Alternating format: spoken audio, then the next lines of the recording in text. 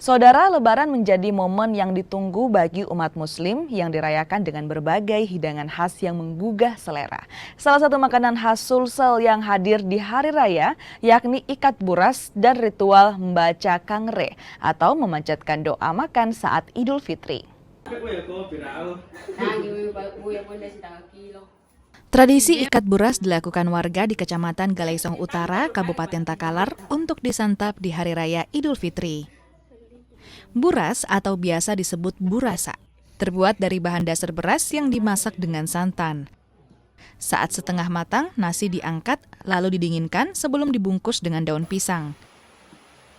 Mengikat buras bersama keluarga sudah menjadi tradisi jelang Lebaran.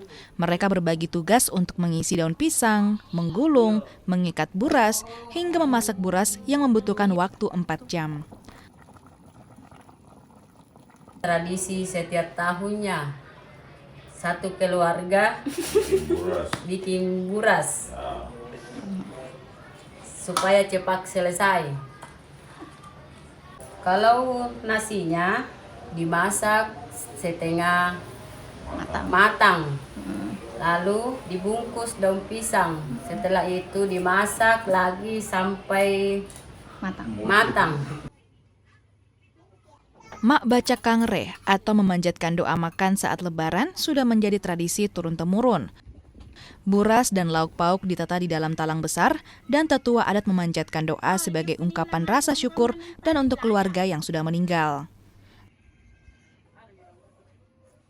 Ya, kalau sudah Lebaran kan diadakan itu sermaca turun-temurun mendoakan orang tua yang sudah mati, meninggal. Usai memanjatkan doa, makanan yang terhidang lalu disantap bersama keluarga dan tetangga yang hadir. Berkumpul dan berbagi cerita bersama keluarga menjadi momen yang ditunggu saat perayaan Idul Fitri. Nila Rustam, Kompas TV, Takalar, Sulawesi Selatan.